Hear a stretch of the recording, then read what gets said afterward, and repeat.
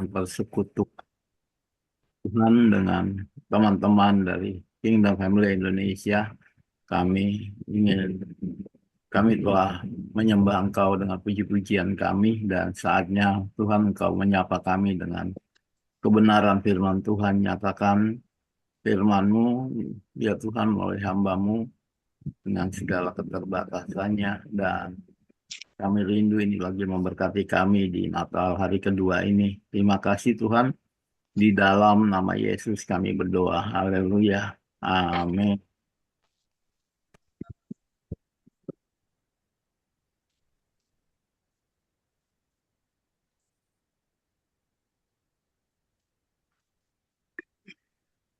Ya Bapak Ibu, apa slide saya kelihatannya?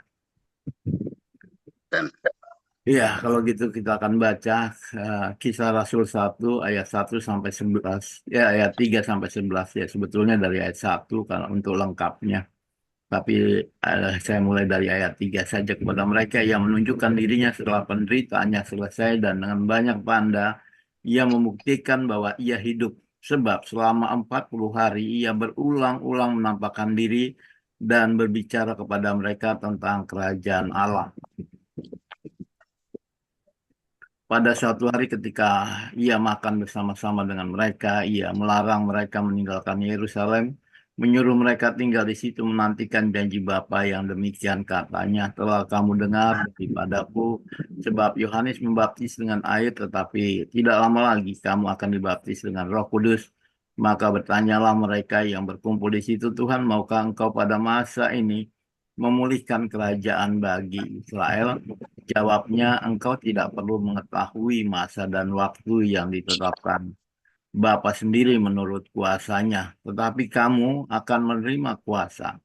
Kalau Roh Kudus turun ke atasmu, kamu akan menjadi saksiku di Yerusalem dan seluruh Yudea dan Samaria sampai ke ujung bumi. Sesudah ia mengatakan demikian, terangkatlah ia disaksikan oleh mereka dan awan menutupinya dari pandangan mereka ketika mereka menangkap waktu sedang naik itu. Tiba-tiba berdirilah dua orang berpakaian putih dekat mereka dan berkata kepada mereka, "Hai orang-orang Galilea, mengapakah kamu berdiri melihat ke langit? Yesus yang terangkat ke surga meninggalkan kamu akan datang kembali dengan cara yang sama seperti kamu melihat dia naik ke surga." Amin. Ya, Bapak Ibu, kalau Bapak Ibu melihat bagaimana rencana Allah dalam Alkitab, kita akan mengetahui memang ya, bahwa Yesus telah datang dan akan datang kembali. Ya, dan kita ini sudah di bagian akhir nubuatan itu. Dan saya ingin mengupas tema kita, Yesus yang telah datang itu dan akan datang kembali dalam 3 tahap ya. Pertama ialah Kristus yang datang. Kristus akan datang dulu. Kristus akan datang itu didahului dengan uh, protoevangelion ya. Injil yang pertama ini di Taman Eden ketika manusia jatuh dalam dosa. Aku akan mengadakan permusuhan antara engkau dan perempuan ini, antara keturunanmu dan keturunannya. Keturunannya akan meremukkan kepalamu dan engkau akan meremukkan tumitnya. Saling meremukkan ini nubuatan tentang Kristus yang akan datang nanti. Jadi begitu cepatnya Tuhan memprogramkan penebusan itu. Ada dua yang Tuhan akan kerjakan nanti ketika Ia datang. Ya, ada dua. Kenapa? Ah, sebetulnya ada tiga sih, ya. Karena ada dua problem yang mau Tuhan selesaikan yang tidak dapat dipecahkan oleh manusia. Ini bukan problemnya Tuhan, bukan masalah Tuhan, tapi ini masalahnya manusia yang harus diselesaikan oleh Tuhan. Yaitu bagaimana dia mengatasi kerajaan surga yang sudah diambil oleh iblis, ya, pemberontakan iblis, problem kerajaan, malaikat dalam pemberontakannya. Lalu kedua, manusia yang dalam kejatuhannya, pemberontakannya. Nah, dua-dua ini dia selesaikan satu kali topok, ya, yaitu di kayu salib. Itulah sebabnya ketika disalib dia bilang sudah selesai. Dua masalah lain yang dia selesaikan, Bapak Ibu. Ya, jadi dua problem rangkap itu diselesaikan dengan dua problem eh, rangkap itu diselesaikan dengan dua program rangkap Allah. Mengklaim kembali kerajaannya, itulah sebabnya ketika dia selesai dalam misinya nanti, dia bilang sudah selesai, itu iblis langsung tidak ada lagi sengatnya karena sudah diambil, ya, dan penebusan manusia terjadi. Ya, jadi itu luar biasa. Dalam perjanjian lama juga, kita masih dalam perjanjian lama ini, ya. Dalam perjanjian lama juga di sana dinyatakan dalam peristiwa Menara Babel itu lahirnya satu suku bangsa. Karena sebelum Menara Babel itu menjangkau umat manusia, Allah sendiri langsung, ya, menjangkau umat manusia tanpa agen-agen manusia. Menjangkau umat manusia di satu lokasi geografis.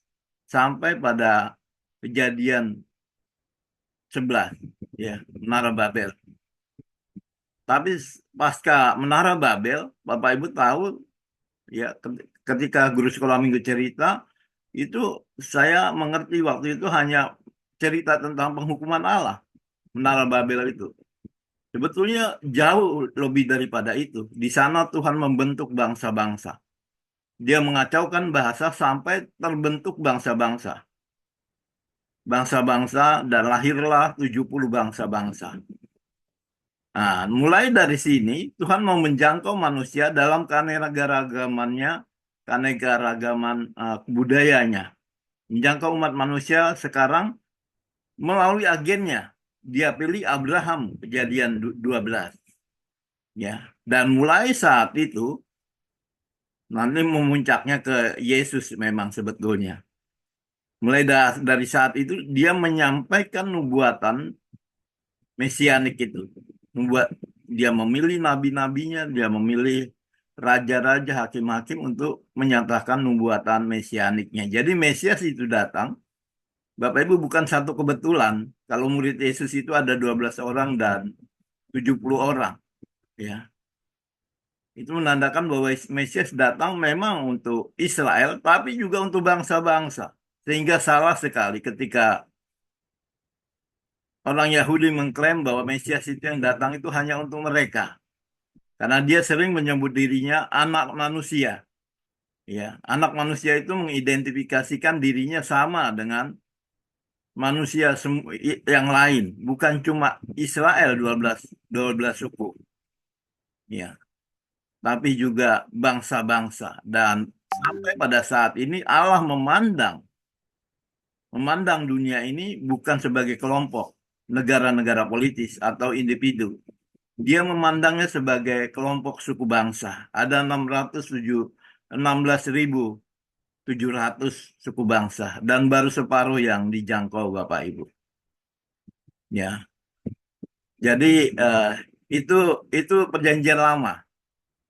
Sekarang kita masuk ke perjanjian baru. Apa yang Yesus kerjakan di dalam perjanjian baru? Kristus telah datang. Ya, ini bagian kedua. Tadi Kristus akan datang itu nubuatan mesianik, ya, Yesaya. Jadi 700 tahun sebelum Yesus datang itu sudah dinubuatkan di Yesaya, Yoel, ya, seorang anak akan lahir, seorang putra akan diberikan, namanya disebut ajaib, penasihat ajaib, Bapa yang kekal, Allah yang perkasa. Ya, itu disampaikan semua nubuatan mesianik, dan pada acara Natal yang sedang kita rayakan ini dia menggenapi semuanya itu. Kristus telah datang. Ya. Tapi ada hal yang menarik kedatangannya ini, selain menyelesaikan dua problem tadi, Bapak Ibu, dua problem tadi, dia juga uh, mendirikan gerejanya. Ya, mendirikan gerejanya. Luar biasa. Yesus sendiri berkata, Matius 16 ayat 18, ketika Paulus mengakuinya sebagai Mesias, anak Allah yang kudus, dia bilang, di atas batu karang ini akan mendirikan jemaatku. Berikut baru kita tahu bahwa hanya rupanya jemaat ini gantinya Israel. ketika dipilih menjadi berkat bagi bangsa-bangsa, Abraham, keturunannya, sekarang gerejanya dipersiapkan untuk menjangkau bangsa-bangsa, nantinya kita tahu. Ya, itu yang kedua ini. Sehingga ini penting sekali Bapak Ibu, namun sayang sekali ya, gereja yang dia siapkan ini sempat mempending kenaikannya ke surga. Ya, kadang pengakuan iman kita hanya sampai dia menderita, disalibkan, mati, dan naik ke surga. Padahal belum. Masih ada 40 hari Bapak Ibu. 40 hari dia memulihkan murid-muridnya supaya mereka dapat memulihkan orang lain. Yesus tidak membiarkan satu orang pun yang tidak percaya. Dia selama 40 hari menampakkan diri kepada murid-muridnya. Pada Maria yang dalam kesedihan, yang menyangka dia penjaga taman. Pada dua orang ke Emmaus, ya. Dan kepada murid-murid yang berkunci di kamar. Bahkan kepada Thomas secara pribadi. Dan terakhir dia eh, berikut dia menampakkan diri kepada murid-murid yang menjala semalam-malaman tidak mendapatkan ikan. Dia mengingatkan mereka bagaimana murid-murid dipanggil dari penjala manusia menjadi penjala ikan. Dan terakhir dia dekati Petrus, apakah engkau mengasihi aku? Ya. Setelah mereka dipulihkan, barulah uh, mereka diberikan amanat agung.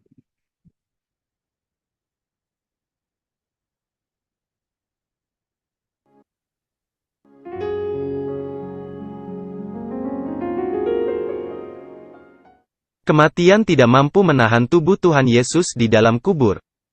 Dan pada hari yang ketiga ia bangkit dari antara orang mati.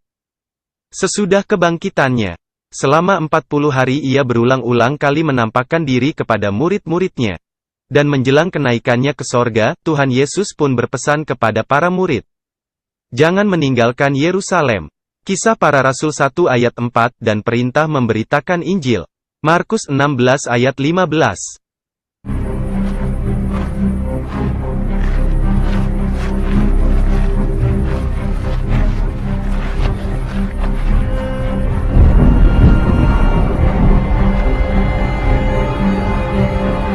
Kamu akan menjadi saksiku di Yerusalem dan di seluruh Yudea dan Samaria, dan sampai ke ujung bumi. Pergilah ke seluruh dunia, beritakanlah Injil kepada segala makhluk.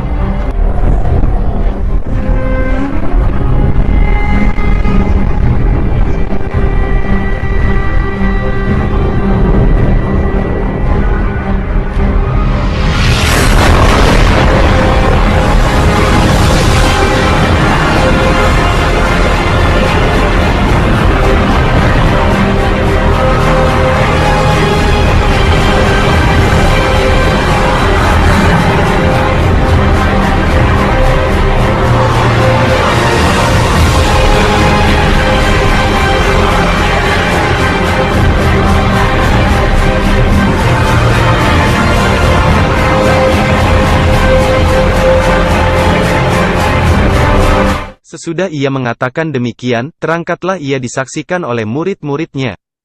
Dan awan menutupnya dari pandangan mereka. Ketika mereka sedang menatap ke langit waktu ia naik itu. Tiba-tiba berdirilah dua orang yang berpakaian putih dekat mereka, dan berkata kepada mereka, Hai orang-orang Galilea, mengapakah kamu berdiri melihat ke langit? Yesus ini, yang terangkat ke sorga meninggalkan kamu, akan datang kembali dengan cara yang sama seperti kamu melihat dia naik ke sorga.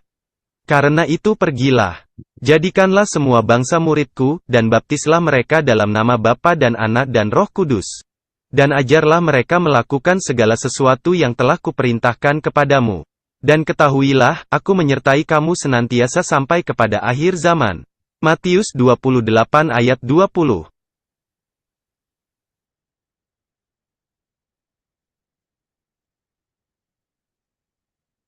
Ya, jelas ya Bapak Ibu ya. Jadi setelah mereka dipulihkan satu persatu, baru dia berikan amanat agungnya. Ya, amanat agungnya. yaitu ayatnya yang ke-8 tadi, ya, ayat 8. Ya, ini dia menampakkan diri dalam rangka dua ini, membuktikan bahwa dia hidup. Karena tidak mungkin Yesus melepas 12 murid yang masih meragukan kebangkitannya. Mereka harus sungguh-sungguh meyakini kebangkitannya, lalu mereka diutus, ya, diutus, ya. Nah, ini kamu, pelakunya kamu. Apa yang akan terjadi? Akan menjadi saksiku, ya. Di mana? Yerusalem, Yudea, Samaria sampai ke ujung bumi. Ini bukan urutan prioritas, Bapak Ibu. Jadi dimanapun Bapak Ibu berada harus menjadi saksi. Bukan hanya di Yerusalem, Yudea, Samaria. Tapi dimanapun berada itulah Yerusalem kita. Ya, dimanapun kita berada itulah Yerusalem kita. Ya, ini bukan bicara masalah prioritas. Karena kata penghubungnya sini dan Bapak Ibu. Dan itu artinya serentak, simultan. Ya, Yerusalem bukan kemudian, bukan. Lalu kemudian Yudea, kemudian Samaria, bukan. Tapi Yerusalem dan Yudea dan Samaria sampai ke ujung bumi. Kapan? Kalau Roh Kudus turun ke atas kamu. Jadi kita tidak boleh bertindak sendiri tanpa penyertaan Roh Kudus. Saya juga tidak bisa bertindak sendiri tanpa penyertaan Roh Kudus. Nah, pemberian amanat agung ini Bapak Ibu seperti serah terima Yesus kepada murid-muridnya. Sekaligus tadi jelas sekali, ya. Kenaikan Yesus ke surga, murid-murid tercengang-cengang dan melongo ke langit sampai Tuhan mengutus malaikat mengingatkannya. Hei, ya, Yesus yang naik ini akan datang kembali, dikatakan, kedatangannya yang kedua. Jadi kalau tadi Yesus datang dengan malam sunyi senyap, ajakan bertobatlah, nanti tidak begitu lagi, bukan sebagai bayi yang mungil. Dia sebagai hakim yang akan mengadili. Karena dia akan datang, tadi jelas sekali dikatakan malaikat, dia akan datang seperti dia terangkat itu. Ya, kita hindari dulu doktrin-doktrin tentang eskatologi, ya. Tapi yang jelas begitu dia datangnya. Alkitab mencatat. Tapi jangan lupa, untuk dia datang, ada firman Tuhan yang begitu tajam, ya, yang harus kita nyatakan, ya. Ini tanda-tandanya, identifikasi kedatangannya. Bukan Tuhan menyuruh kita buat seminar akhir zaman, bukan, ya. Tapi Injil Kerajaan Sorga ini harus diberitakan seluruh dunia, menjadi kesaksian bagi semua. Sesudah itu barulah tiba kesudahannya. Jadi sebetulnya gerejanya turut ambil bagian, mendapat peran bagaimana mempercepat atau memperlambat kedatangannya yang kedua kali. Bapak Ibu, ini kita sudah di tahun 2025, berarti sudah 2000 tahun firman Tuhan tentang kedatangannya itu disampaikan, ya. Sehingga kita sampai kepada bagian ketiga, Kristus akan datang kembali, ya. Kristus akan datang kembali.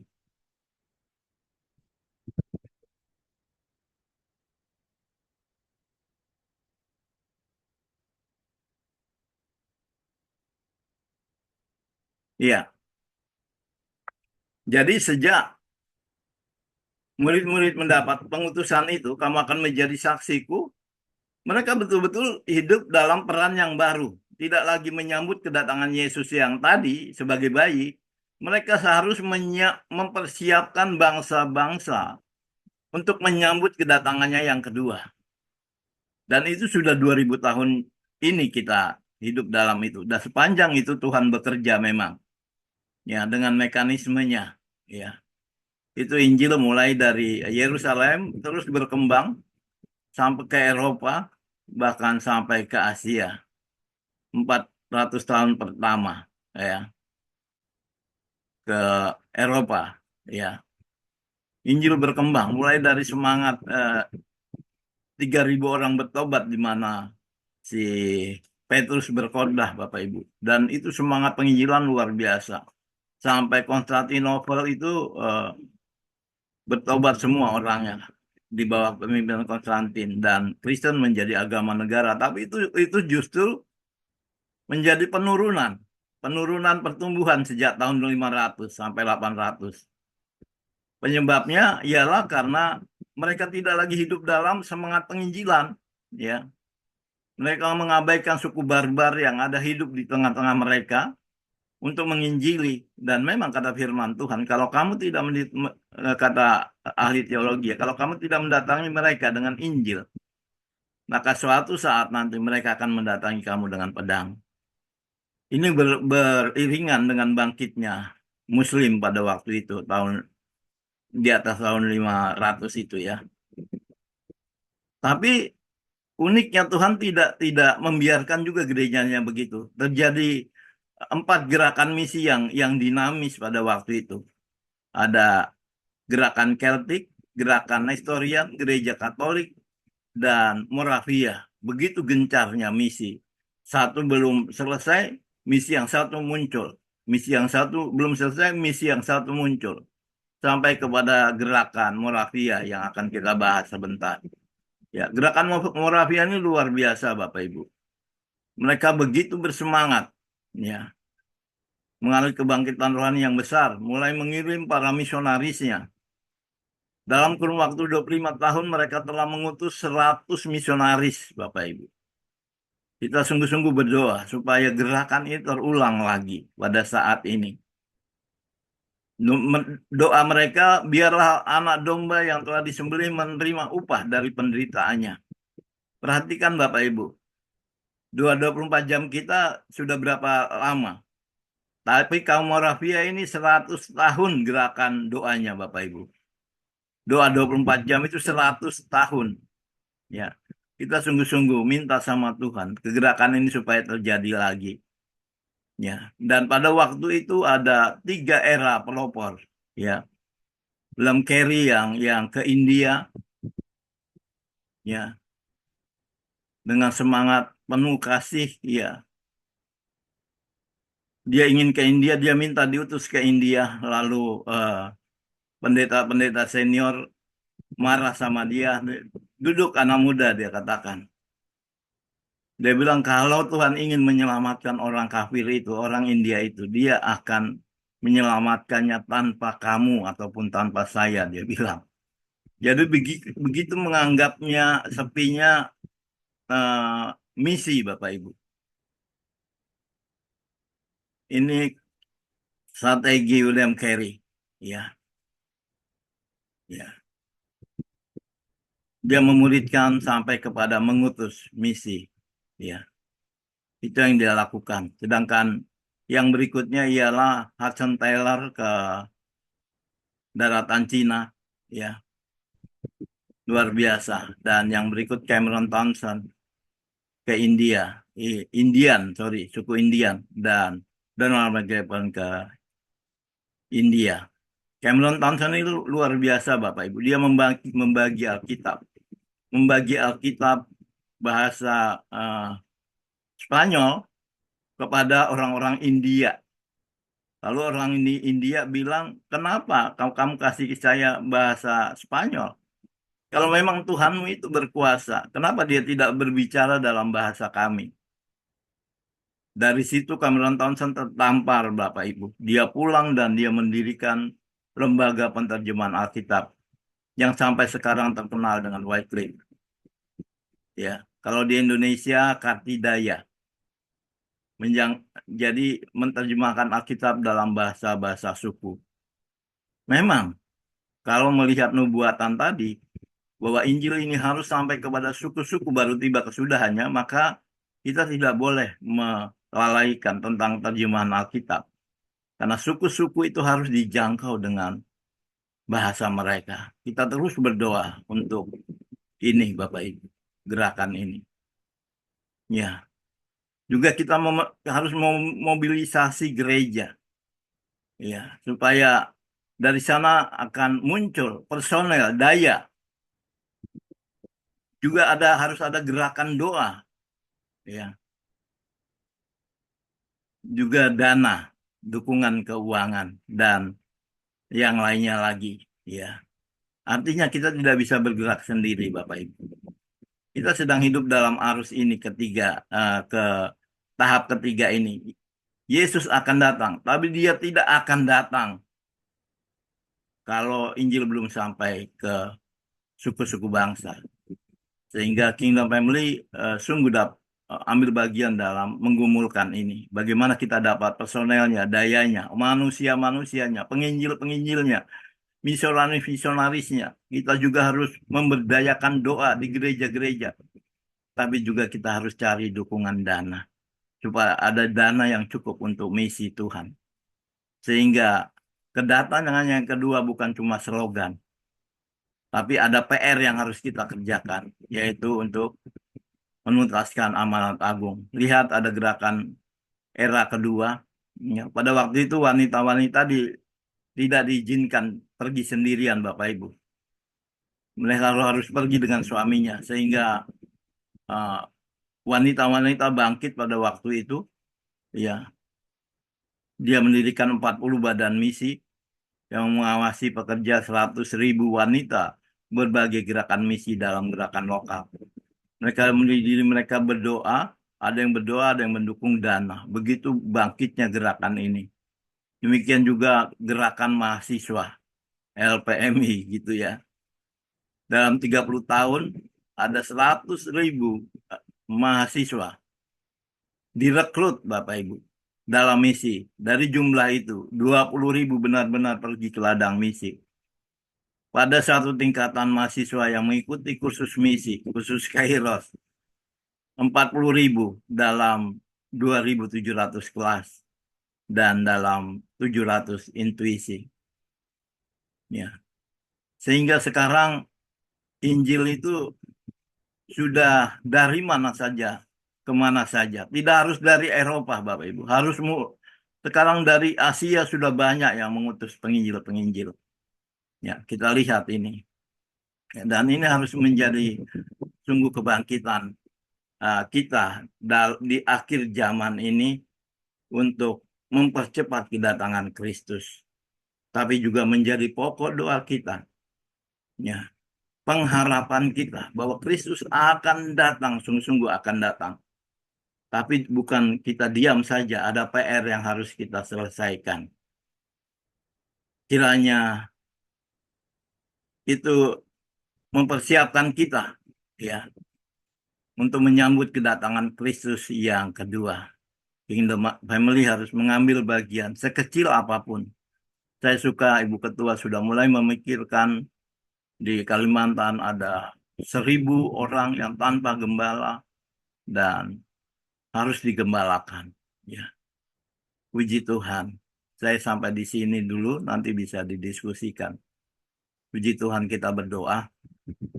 Kami bersyukur untuk firman-Mu yang terus berbicara kepada kami, Tuhan.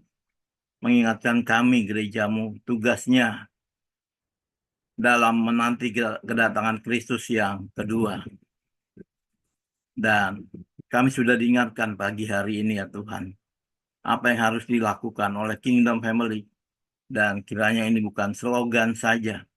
Ada kesadaran, ada tindakan konkret yang kami lakukan. Khususnya dalam kami menjalin kerjasama untuk mendapat dukungan.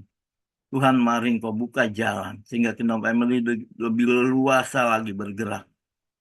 Terima kasih Tuhan. Kau berkati kerjasama kami dengan lembaga-lembaga terkait.